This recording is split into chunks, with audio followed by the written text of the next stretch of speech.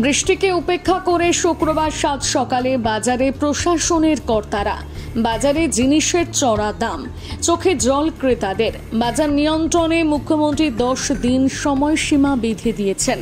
শুক্রবার সাত সকালে জলপাইগুড়ি জেলার ধূপগুড়ি সুপার মার্কেটে সবজি বাজার দর দেখতে হাজির মহকুমার শাসক পুষ্পা দলমা লেপচা, ধূপগুড়ি থানার আইসি অনিন্দ ভট্টাচার্য সহ ধূপগুড়ি মহকুমা প্রশাসনের আরও কর্তারা।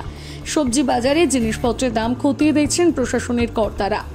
ধূপগুড়ি থেকে আবি ভট্টাচার্যের রিপোর্ট। আজকে এসেছিলেন, কি বললেন? কিসের কি বেচছেন আজকে আপনি? এগুলো কোথা থেকে আনা?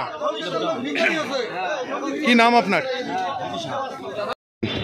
আমরা ওই মার্কেট রেট বিভিন্ন যে সবজি আছে বা যে আলু পেঁয়াজ টমেটো এগুলো দেখতে আসি।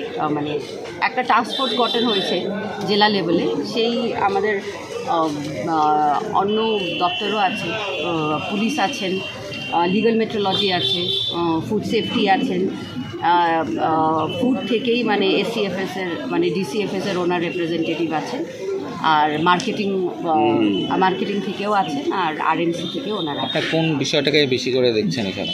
আমরা দেখছি যে ডিফারেন্স কত আছে, যে পাইকারি কত ডিফারেন্স আছে, বা এই পাশে যে খুচরো মার্কেট আছে ওখানে কত ডিফারেন্স হচ্ছে, সেটাই আমরা একটু ডিফারেন্স পেলেন আপনারা?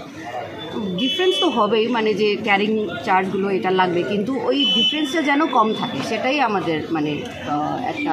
অনেকাংশেই দেখা যাচ্ছে যে এই বাজার থেকে খুচরো বাজারে ডিফারেন্সটা কোথাও 8 টাকা 10 টাকা কখনো 15 টাকা হয়ে যাচ্ছে। এটা যেখানে যেখানে যে সেরকম আছে, যেখানে যেখানে সে 10 টাকা বা 8 টাকা সবজির উপরে ডিপেন্ড করছে। আমি দেখছি যে পেরিশেবল বেশি যেটা আছে ওখানে একটু বেশি করে ওরা করছে। যাই হোক, আমরা এই যে ইন্সপেকশন যেটা হচ্ছে, জয়েন্ট ইন্সপেকশনের পরে আমরা কিন্তু মিটিংও করব বিভিন্ন যে ব্যবসায়ী সমিতির সঙ্গেও আমরা বসবো, পাইকারি যে অ্যাসোসিয়েশন আছে ওনাদের সঙ্গেও বসবো, যেন কমসে কম মাঝখানে যে গ্যাপটা কম হোক, আর পাবলিক যে একটা ভালো প্রাইসে কিন্তু সঠিক প্রাইস। রিটেল এবং পাইকারি বাজারের মধ্যে কি অনেক হেরফের পেলেন ম্যাডাম? সেরকম একদম এক্সুবেরেন্ট না, কিন্তু একটা আছে, গ্যাপটা আছে, সেটা একটু আমরা কমাইতে চেষ্টা করব। ঠিক আছে, মোটামুটি ধূপগুড়িতে অনেকেই যেহেতু মেন মার্কেট আছে, এখানে একটু গ্যাপ কম আছে। ঠিক আছে, অন্য জায়গা থেকে এখানে কম। ম্যাডাম, একটা বিষয় সেখানে দেখা যাচ্ছে যে এই মার্কেট নিয়ে এখানকার ব্যবসায়ীরা অভিযোগ করেছেন যে বহু বেদখল হয়ে গেছে জায়গা।